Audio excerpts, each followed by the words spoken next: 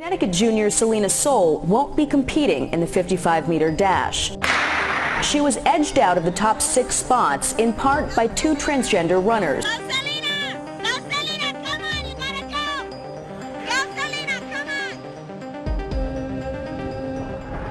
Yes, I have. I have been labeled as transphobic, and I have been labeled as a sore loser, and that I should just try harder and train faster.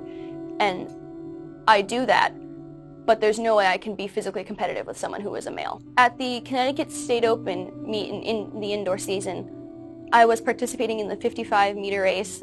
You had to qualify from your class meet in, and I qualified in 8th place. And in the preliminary round, I ran close to my personal best, only 100th of a second off of my best.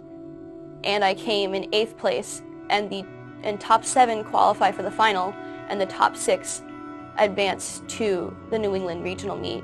And because there were 2 transgender athletes, that bumped me down to 8th place. And if they weren't there, then I would have been the 6th girl. I would have been ensured a spot in the finals, and I could have gained a higher placement and qualified for the New England meet. It's extremely intimidating and frustrating being forced to compete against someone who's biologically a male. It's scientifically proven that they are bigger and stronger than women, as they have more muscle mass and they have bigger organs.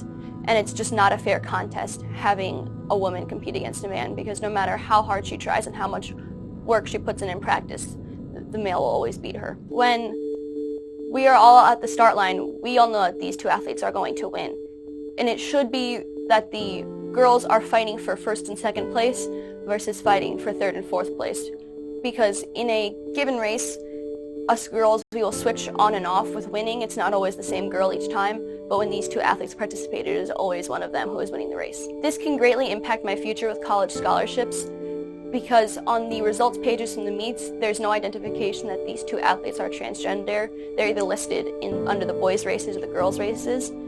And unless the college coach would go and type into Google these athletes' names, or have watched one of the TV show segments on this, they would have no idea that these athletes are transgender. But they're going to see that their times are way higher than any other girl in the field, and they're going to want to recruit or try to recruit those 2 athletes. I've gotten attacked by some of the media. I don't pay too much attention to it because I know that majority of the stuff will be negative, but I've had people reach out to me on social media as well as athletes from other schools, and they've thanked me for my speaking out.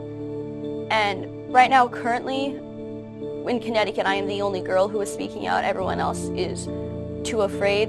And for me, it's hard speaking out. It's not always easy. But I know that this isn't right, and I'm going to do whatever I possibly can to bring back fairness to my sport.